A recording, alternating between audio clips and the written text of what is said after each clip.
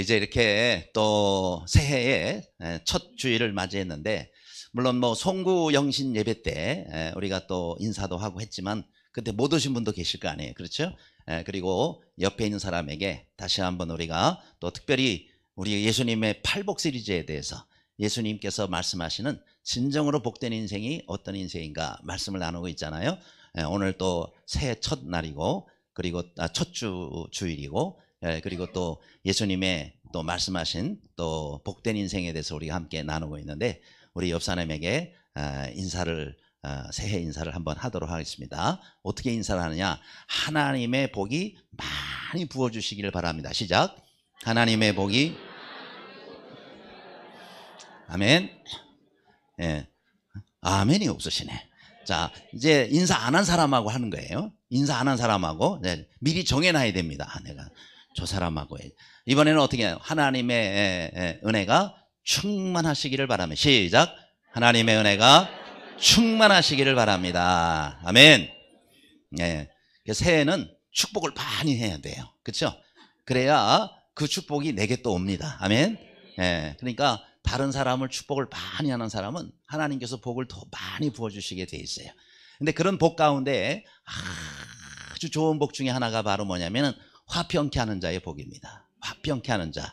몇 번째 복이에요? 7번째. 너무 오래되니까 이제는 몇 번인지도 잊어버렸어요. 다음 주면은 마지막 복이네. 그죠? 8복이니까 다음 주가 8번째 복이고, 오늘은 7번째 화평케 하는 자의 복이다. 그래서 다음 말씀을 한번 보여주시면 7번째 복이라고 말씀드렸어요. 자, 화평케 하는 자는 복이 있는 그들이 하나님의 아들이라 일컬음을 받을 것이요. 왜 여자는 없고 아들만 있냐? 자녀라고 생각하시면 돼요. 옛날에는 아들이 자녀들의 대표였으니까. 그래서 화평케 하는 자는 복이 있나니 그들이 하나님의 아들이라 일컬음을 받을 것이요 라는 오늘 이 말씀입니다. 그러면 화평케 하는 자가 복이 있다 그랬으면 도대체 그러면 화평이라는 게 뭐냐? 그거부터 우리가 한번 정리를 해봐야 될 거예요. 그렇죠? 그래서 화평이라는 것은 다른 말로 하면 평안입니다. 그래서 우리가 오늘 이 화평이라는 단어가 매우 다양하게 우리나라 말로 번역이 됐음을 알아야 돼요. 여러 모양으로 여러 단어로 사용합니다. 화평이란 말을 또 거꾸로 하면 뭐죠? 평화입니다. 그래서 평화와 화평이 같아요.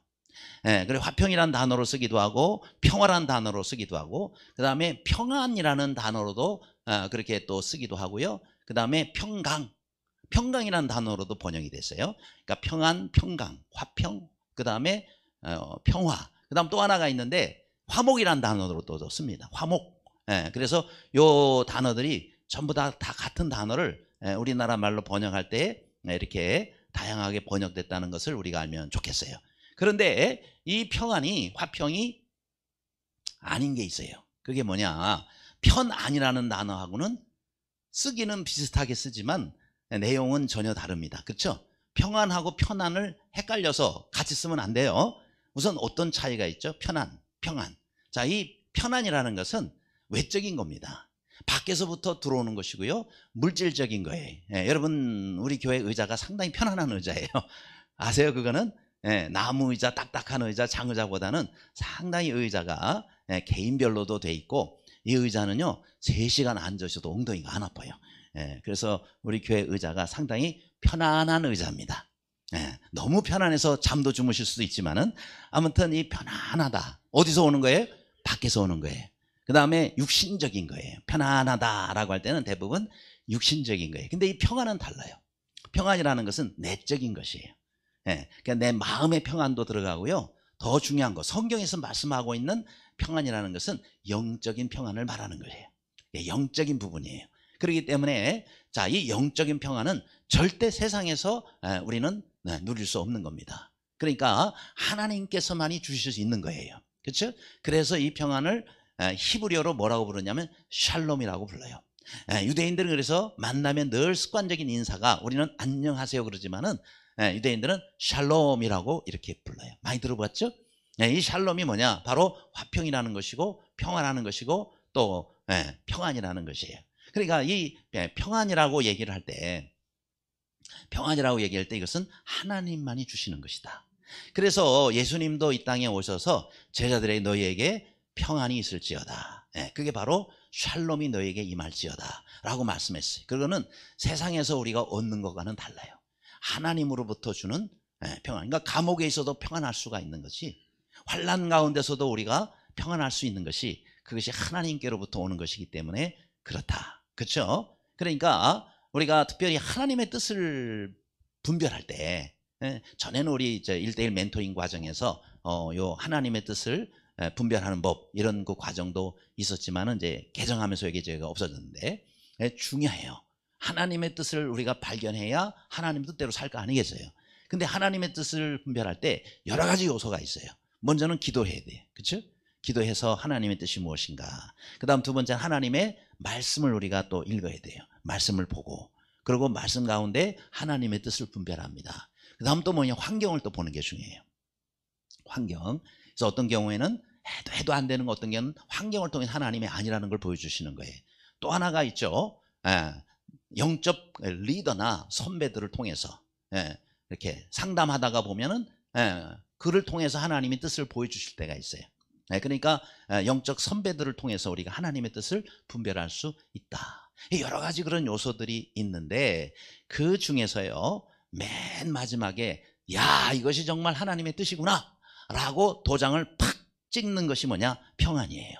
그러니까 이렇게 뭐 상담도 하고 말씀도 보고 기도도 하고 환경도 보지만 그것이 곧 하나님의 뜻은 아직 확정은 안 됐어요. 그런데 계속 기도를 하는데 하나님께서 내 마음에 평안을 주세요. 계속해서 평안이 밀려와요. 내가 원하는 것도 아니고 또 결코 편안한 것도 아닌데, 그렇죠? 계속해서 내 마음속에 뭔지는 모르지만 하나님이 내 마음에 평안함을 주세요. 그럴 때 그것이 하나님의 뜻이다 하는 거예요. 그게 마지막 도장 찍는 거예요. 우리가 문서를 낼 때 아무리 뭐 좋은 글을 거기다가 많은 걸 썼다 하더라도 거기에 최종 결제자의 사인이 없으면 무효해요. 아무 가치가 없어요. 근데 탁 사인을 해놨다 그러면은 이제 권위가 나타나는 거 아니겠어요? 마찬가지로 이것이 하나님의 뜻이다 아니다, 최종 결론은요 우리 그리스도인들의 마음속에 평안입니다. 그러니 이 평안이 얼마나 중요하냔 말이죠. 그렇죠? 아무쪼록 올 한 해 동안에 여러분께서 정말 하나님의 뜻을 잘 분별하시고 마음속에 늘 이와 같은 하나님이 주시는 평안이 가득 차기를 바란 바입니다. 자, 그럼 그 다음 여기 사진에 또 보여주시면, 글을 보면은요, 평안을 너희에게 주는, 요한복음에 보면은 예수님이 이 평안을 누구에게? 우리에게 주신다라고 말씀했어요. 그래서 다른 것도 우리가 많이 누려야 되겠지만 여러분이 올해에 정말 하나님 앞에 간구하고 기도하고 얻을 것은 뭐예요? 뭐예요? 바로 이 하나님께서, 예수님께서 주시는 마음의 평안입니다. 이런 평안이 어떤 일을 하든 어디로 가든 무엇을 하든지 여러분 주님께서 주시는 이 평안이 충만하게 넘치는 이번 한 해가 되기를 주님의 이름으로 축원합니다. 두 번째로, 자 그러면 우리 하나님은 또 어떤 분이시냐, 이 화평과 관련돼서 하나님은 어떤 분이시냐. 자, 이제 마태복음에 화평케 하는 자가 복이 있다라고 말씀하셨는데, 하나님은 누구보다도 이 땅에 우리에게 이 화평을 원하시는 분이십니다. 그렇죠? 이 세상이 정말 평화롭기를 원하시고 또 이 세상이 정말 이와 같은 평안이 가득 차기를 원하시고. 왜요? 하나님이 처음 만드신 세상은요, 짐승과 사람과 사람 사이, 하나님과 사람 다 평안했어요. 다 화평했어요. 그런데 사람의 욕심과 거기에 또 누가 들어와요? 사단이 역사를 해요. 그렇죠? 사단이 역사함으로 인해 가지고 이 땅의 평화가 깨지게 됩니다. 그렇죠? 죄가 들어옴으로 인해서 하나님과 사람 사이에 또 평안이 또 깨지게 되는 것입니다. 그래서 우리는 알아야 될 것은 하나님께서는 모든 사람들과 그 다음에 이 땅과 모든 것에 뭘 원하세요? 평화를 원하신다. 그래서 우리가 데살로니가 전서죠, 그 다음 말씀을 보면은 하나님을 평강의 하나님이라고 말씀하고 있어요. 따라합시다. 하나님은 평강의 하나님이시다. 우리의 평강을 원하시고요, 또 우리의 교회의 평강을 원하시고 이 나라의 평강을 원하시고 온 세계가 이와 같은 평강으로 살아가길 하나님은 원하신단 말이죠. 그런데 이 평강을 깨는 존재가 있어요. 절대 평화롭지 못하게 맨날 싸우고 치고받고 죽이고 살리고 막 이런 일들을 하기를 원하는 존재가 있으니 그 존재가 바로 뭐예요? 사탄입니다. 그렇죠? 사탄. 이 사탄은 바로 사람들 마음속에 자꾸 충동질을 해요. 욕심을 가지고 죄악에 빠지도록 만들고, 그 다음 또 사람과 사람 사이를 또 이간질시키고, 그리고 분쟁을 하게 하고, 또 화목을 깨뜨리고, 이런 역할을 하는 존재가 바로 사탄입니다. 그렇죠? 그래서 그 다음 그림을 보면은 에덴 동산이 나옵니다. 이 에덴 동산이 처음에는 사자, 그 다음에 뭐 많은 이런 그 짐승들이 다 같이 있었어요. 같이 있었지만은 그러나 거기에는 아무런 문제가 없었어요. 그런데 여기에 이제 사탄이 들어가게 됩니다. 들어가서 먼저 하나님과 사람 사이를 끊어놨어요. 죄를 짓게 만들어가지고 하나님과 사람 사이가 원수되게 만들었습니다. 그리고 또 사람과 짐승 사이도, 그렇죠? 짐승이 있으면 짐승은 사람을 피하고, 또 나중에 짐승이 나타나면 또 사람이 또 피하고, 서로 간에 이렇게 원수가 되도록 만든 존재가 바로 뭐예요? 사탄이다 이 말이죠. 그렇죠? 그런데 이런 것을 회복시키고 또 화평케 하기 위해서 이 화평의 대사로 누굴 보내셨어요? 바로 예수 그리스도를 보내셨다라는 거예요. 그렇죠? 그래서 예수 그리스도는 평화의 왕이라 그럽니다. 누가복음 2장에도 나오죠. 지극히 높은 곳에서는 하나님께 영광이요, 땅에서는 기뻐하심을 입는 사람들 중에 평화로다 라고 말씀하셨어요. 그러니까 예수님이 이 땅에 오신 것은요, 싸우고 분쟁하고 그 다음에 서로 죽이고 이렇게 하기 위해서 오신 것이 아니라 우리를 살리기 위해서 오셨고 화평케 하시기 위해서 오셨다라는 거예요. 이런 평화의 대사로 우리 주님이 이 땅에 오신 거예요. 그래서 우리가 그 다음 예수님을 놓고 보면은, 자, 다음을 한번 보여주세요. 자, 우리 예수님을 놓고 보면은, 예수님은 이 땅에 예수님 자신이 세상을 화목하게 하신, 누구하고? 하나님과 화목하게 하는 그런 대사로 오셨지만은, 또 예수님이 우리 모든 한 사람 한 사람을 이렇게 화평케 하고 화목하게 하는 그런 대사로 우리를 세우시기 위해서 오셨다라는 것입니다. 그렇죠? 그래서 우리 예수님께서는 우리에게 직분을 주시죠. 무슨 직분을 주세요? 화목하게 하는 직분을 주십니다. 다음 한번 그림을 보여주시기 바랍니다. 자, 다음 말씀을 보여주세요. 자, 여기 이제 말씀해 보면 고린도후서 5장에 그리스도로 말미암아 우리를 자기와 화목하게 하시고 또 우리에게 어떤 직분을요? 화목하게 하는 직분을 주셨다라고 말씀하셨습니다. 그러니까 예수님께서는 우리에게 아주 귀한 직분을 주신 거예요. 여러분이 직분이 많잖아요. 남편은 남편의 직분, 아내는 아내의 직분, 그렇죠? 또 엄마로서 아빠로서의 직분, 또 직장에서는 우리가 또 여러 가지 직분을 가지고 일을 합니다. 그러나 가장 그 가운데 중요한 직분이 있어요. 그것이 뭐냐? 세상을 하나님과 화목하게 하는 직분입니다. 이 직분을 위해서 예수님께서 오셨고 생명까지 주셨어요. 그럼 우리가 뭐에 충실해야 돼요? 우리의 직분에 충실해야 돼요. 우리의 직분이 뭐 하는 직분이에요? 뭐 하는 직분이에요? 화목하게 하는 직분이에요. 먼저는 화목하게 하는. 그래서 19절, 그 다음 19절 말씀도 보여주시면 화목하게 하는 말씀을 우리에게 부탁하셨다라고 말씀하셨어요. 그러니까 우리는 세상 가운데 이와 같이 화목하게 하는 말씀을 전해야 되고 이런 역할을 우리가 또 감당해야 됩니다. 그리고 교회도 어떻게 하는 데 힘써야 돼요? 화평케 하는 데 힘써야 돼요. 왜요? 화목케 하는 여러분들이 직분을 받았잖아요. 그럼 여러분 한 사람 한 사람이 뭐 집사님, 권사님, 장로님 직분은 다 다르다 할지라도 우리는 다 같은 뭐예요? 화목케 하는 직분을 가졌단 말이죠. 그렇죠? 그렇기 때문에 여러분이 어떤 직분, 어떤 모습으로 있더라도 교회 안에서 우리가 하나님을 믿고 있는 사람이라면 내 사명은, 내가 해야 할 일은, 내가 가진 직분은 화목하게 하는 직분이다. 그렇죠? 그래서 교회 화평을 힘쓰시기를 바랍니다. 하나 되게 하는 데 힘쓰시기를 바랍니다. 또 서로 예수 그리스도 안에서 우리가 서로 화목하게 하는데 여러분이 쓰임받는 모두가 되시기를 간절히 바랍니다. 그래서 갈라디아 5장 22절에도 보면은 성령의 열매가 뭐라 그랬어요? 사랑과 희락과 화평과 나오잖아요. 그렇죠? 그러니까 성령의 열매가 무엇인지 아는 사람, 또 성령을 내 안에 모시고 사는 사람은요 이런 일에 힘쓰게 돼 있어요. 왜요? 내 안에 성령께서 그걸 기뻐하시거든요. 내 안에 성령은 사랑과 희락과 그 다음에 화평과 오래 참음이죠. 인내와 자비와 양선, 충성, 온유, 절제. 바로 이것이 성령의 열매들입니다. 이것에 힘쓰는 거예요. 그 중에 하나가 뭐예요? 화평과 화평을 힘쓰는 사람이 바로 성령님을 기쁘시게 하는 삶입니다. 아무쪼록 매일매일 우리의 성령으로 말미암아 모두의 화평을 위해서 힘쓰는 모두가 되시기를 간절히 바랍니다. 자, 그러면 우리가 도대체 화평의 대상은 누구냐? 우리가 제일 먼저 우리가 화목하게 지내야 될 대상 누굴까요? 바로 하나님입니다. 그래서 여기에 말씀하고 있죠. 그리스도로 말미암아 누구와? 하나님과 화평을 누리자라고 말씀하고 있습니다. 따라합시다. 그리스도로 말미암아 하나님과 화평을 누립시다.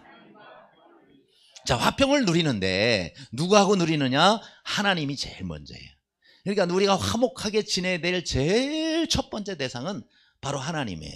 아무리 다른 사람하고 사이 좋아도요, 하나님하고 사이가 안 좋으면 다 잘못된 거예요. 그거 기초가 시작이 잘못된 거예요. 그러니까 우리는 제일 먼저 하나님과 화평을 누려야 돼요. 근데 하나님과 화평은 누구를 통해서? 그리스도를 통해서 이루어지는 거예요.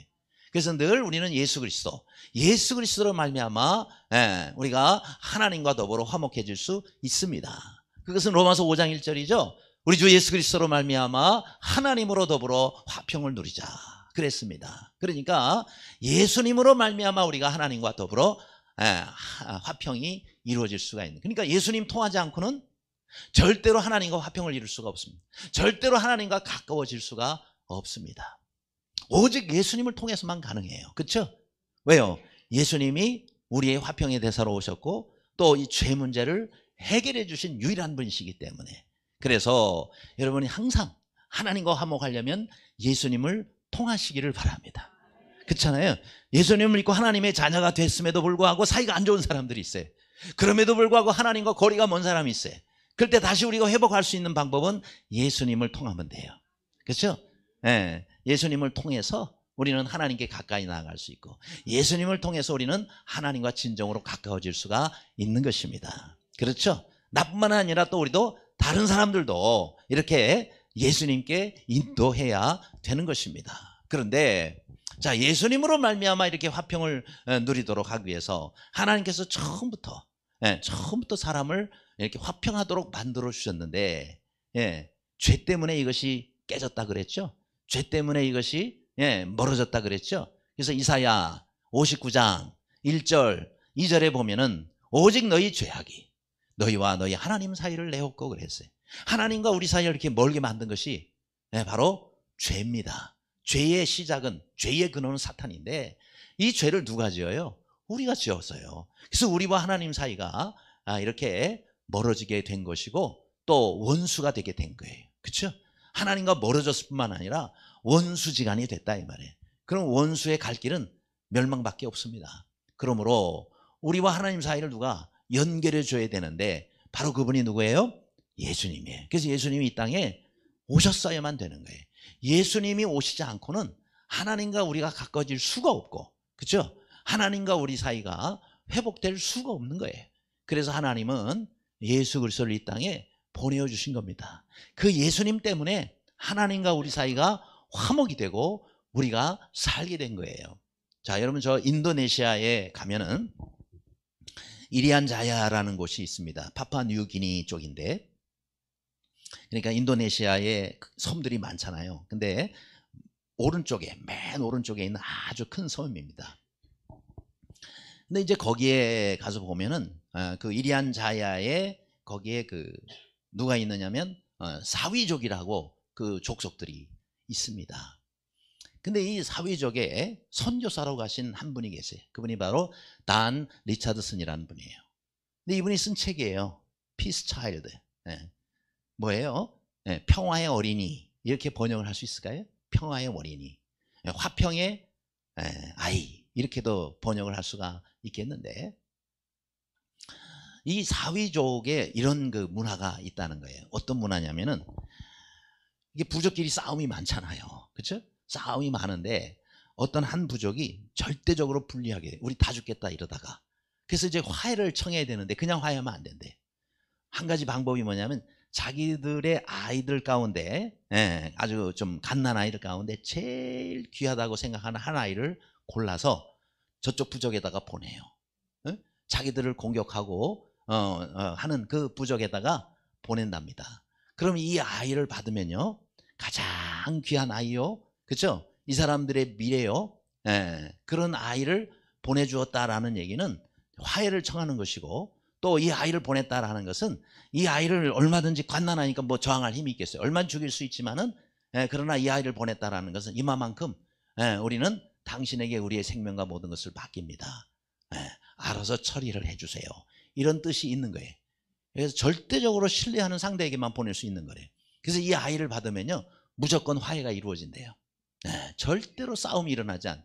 이 평화의 아이가 가는 순간에 양쪽의 부족 사이에는 화해가 이루어지고 화평이 이루어지는 거예요. 이 아이가 적어도 살아있는 동안에는 절대 그 부족과의 싸움이 일어나지 않는데, 그 다음 두 부족이 비슷한 규모의 뭐랄까요, 힘을 가지고 싸워도 마찬가지예요. 우리 이제 그만 싸워, 이거는 다 죽겠다, 우리도 죽고 저들도 죽고 그랬다. 그럴 때는 뭐예요? 아이를 보낸대요. 아까처럼 제일 귀한 아이를 이쪽에서도 아이를 보낸대요. 양쪽에 아이가 교환이 돼요. 그럼 그 아이가 그 부족에서 있는 동안에 절대 그 부족하고 싸우지 않는데 화해가 이루어진다는 거예요. 그런데 이 문화를 이 단 리차슨 선교사님이 보고, 이야, 바로 저 피스 차일드가 예수님이구나 라고 생각했대요. 그렇죠? 예수님이 이 땅에 오셨잖아요. 그런데 모든 사람들이, 백성들이 죄를 짓고 하나님과 원수가 돼가지고 이제 죽는 길밖에 없죠. 그죠? 하나님과 원수 돼서 망하는 길밖에 더 있겠어요? 그렇잖아요.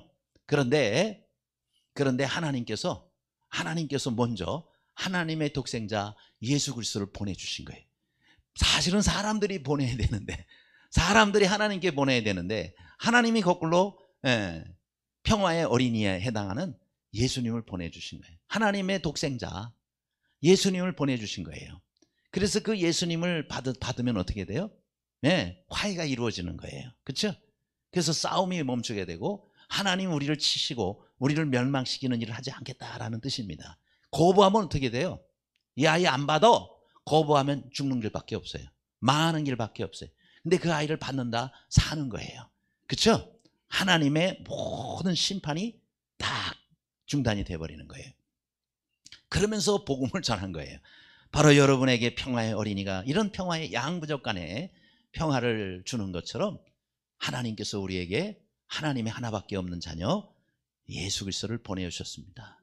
예수 그리스도를 여러분이 받아들이면 여러분들은 사는 것이고, 예수 그리스도를 여러분이 거부하면 여러분들은 하나님의 무서운 죄에 대한 심판을 받게 될 것입니다. 이야, 그들이 말이죠, 자기들 문화하고 딱 맞잖아요. 그래가지고 그들이 예수님을 거기서 영접하고 이 사위족 가운데 많은 민족들이 예수님께로 돌아왔대요. 할렐루야. 그렇습니다. 지금 이 땅에도요, 얼마나 많은 사람, 우리 대한민국에 얼마나 많은 사람들이 아직도 하나님과 원수되게 살고 있습니까? 그렇죠? 그런데 하나님께서 예수님 보내주셨잖아요.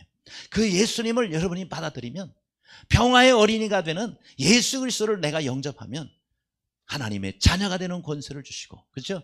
우리가 하나님 앞에서 하나님과 화목이 이루어진다 라고 말씀하고 있는 겁니다. 그래요, 아무쪼록 이 땅에 평화의 어린이로 오신 예수 그리스도를 우리가 전하고, 그리고 모든 사람들이 예수님을 영접하도록 이 일에 아름답게 쓰임받는 평화의 대사들이 되시기를 주님의 이름으로 축원합니다.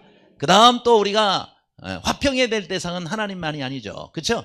사람하고도 평화를 이루어야 됩니다. 그렇죠?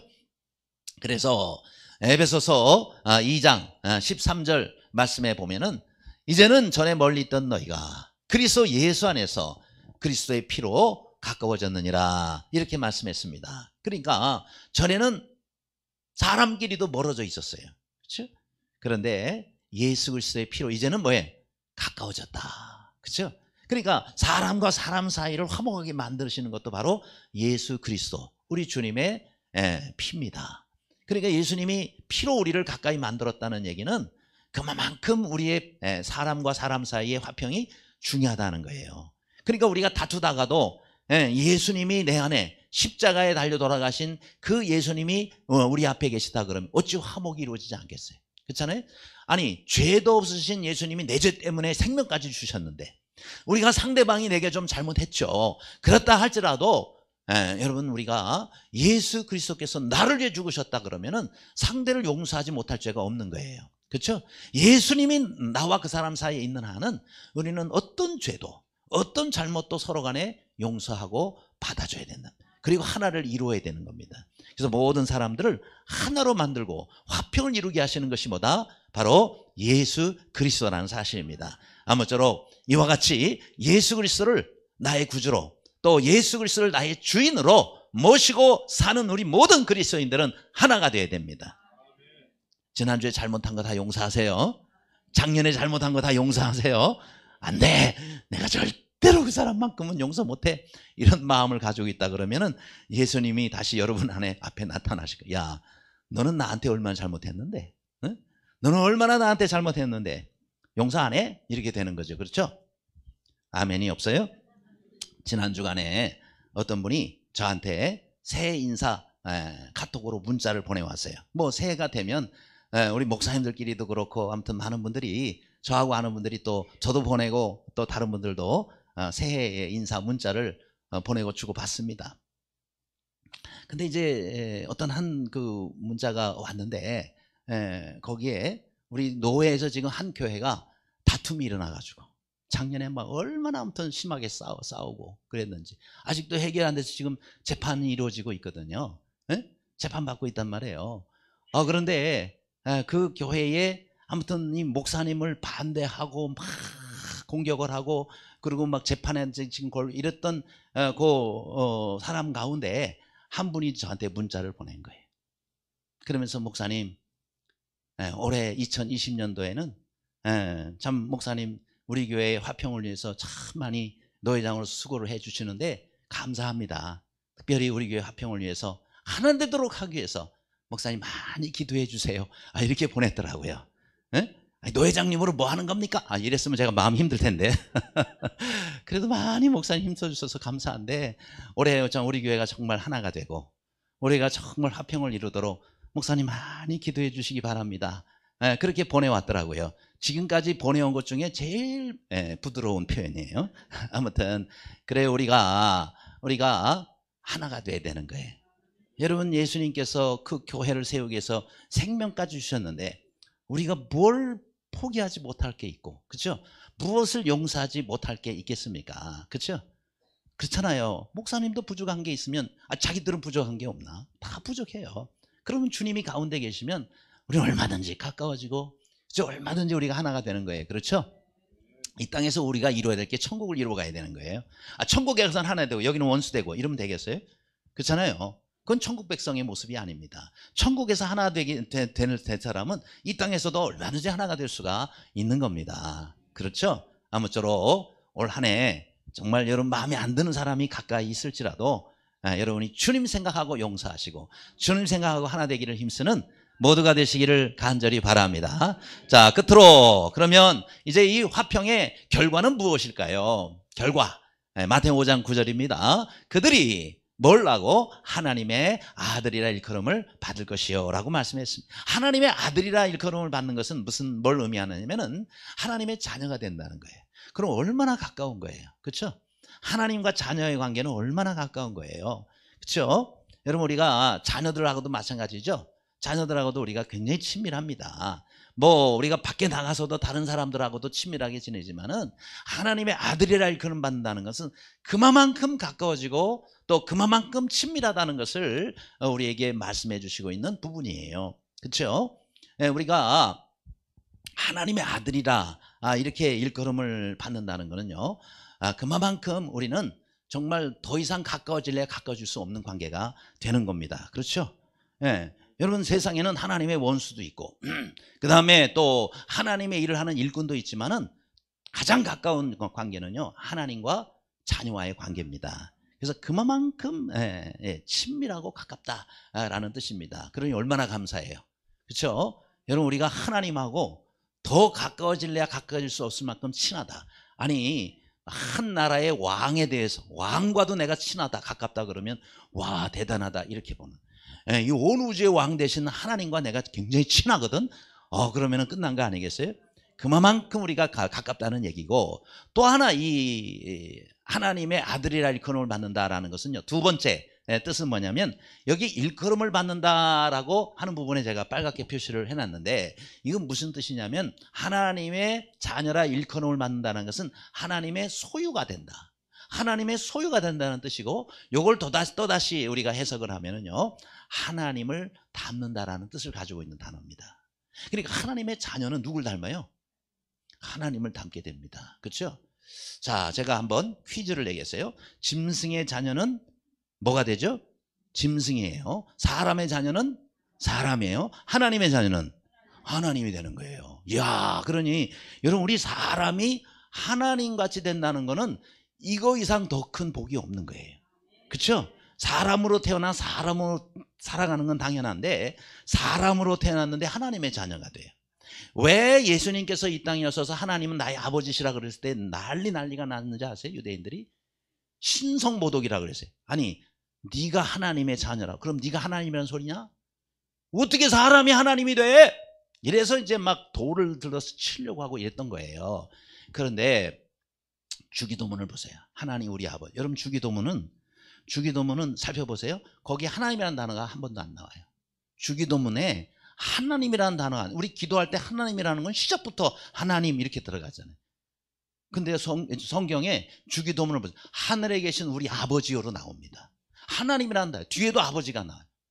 그런데 그만큼 하나님께서는 일반 호칭인 하나님이라는 단어를 쓰게 하지 아니하시고, 예수님을 통해서 기도하라고 기도의 모델을 가르쳐 주신 그 짧은 문장 안에 하나님을 아버지라고 부르고 있다. 이야, 얼마나 놀라운 축복인지 몰라요. 우리가 하나님을 아버지라고 부를 수 있다는 것은 하나님의 자녀라는 것인데, 하나님의 자녀는 내가 하나님처럼 하나님께서 대우해 주시고 내가 하나님이 된다는 그런 얘기와 마찬가지입니다. 우리가 천국에 가면은 예수님과 이제 혼인을 하잖아요. 그렇게 해가지고 이제 하나님의 자녀로 영원히 살게 되는데, 하나님의 것이 다 우리의 것이가 되고, 그렇죠? 하나님이 나의 아버지가 되니 아버지 거가 다 내 거 아니겠어요? 그러니 우리가 정말 사람으로서 얼마나 놀라운 복들을 받았느냐. 그래서 이걸 누구를 닮아가야 된다는 거예요? 하나님을 닮는다는 것을 말하는 거예요. 하나님의 자녀는요, 하나님을 닮아가야 되는 거예요. 하나님의 모습을 닮아간다는 것이 아니라 하나님의 하시는 일과 성품을 닮아간다는 걸 말해요. 그래서 내가 온전하니 너희도 온전할지어다라고 말씀하고 있고요, 내가 거룩하니 너희도 거룩할지어다라고 말씀하고 있는 거예요. 그래서 우리는 내 삶의 수준이 옆 사람이 아니에요, 하나님입니다. 하나님이 하시고자 하는 그 모든 일을 내 마음에 품고 하나님이 기뻐하시는 일을 하면서 사는 사람, 그 사람이 누굴 닮아가는 거예요?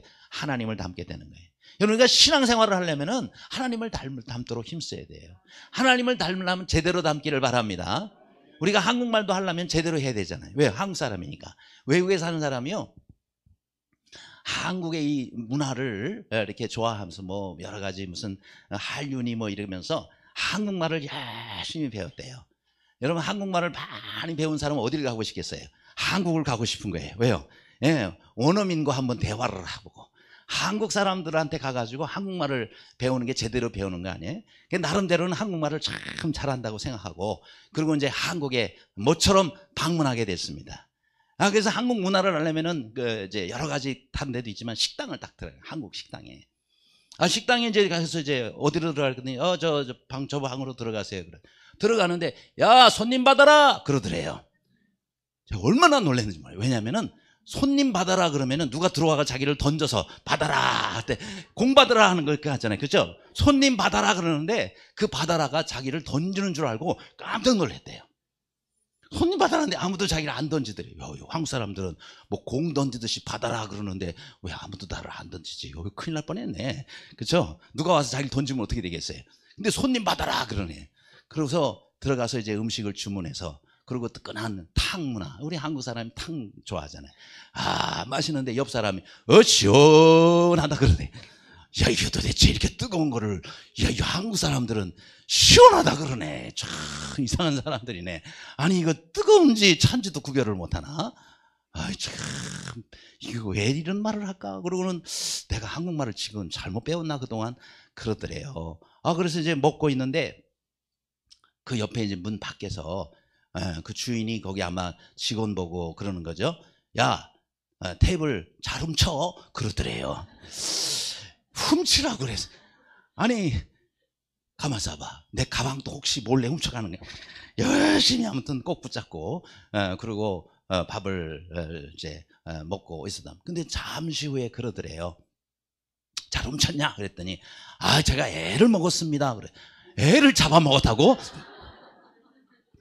애를 먹었다 그러니까 우리 한국 사람들은 전부 식인종만 사는 거 아니야 이거. 애를 잡아먹. 야 이거 참 내가 이 한국에 잘못한 거 아닐까. 그러고는 이제 밥을 먹고 나오는데 뒤에 있는 사람이 야 네 핸드폰 잘 터지냐? 내 거는 안 터져 그러더래요.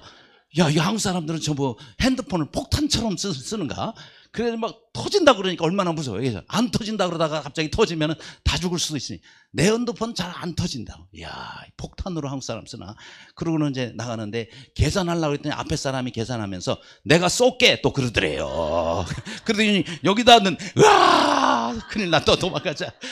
내가 쏠게 그래서 총 맞는 줄 알고. 그러니까 참 우리가 이렇게 익숙하게 쓰는 말들이죠. 내가 안 쏴요?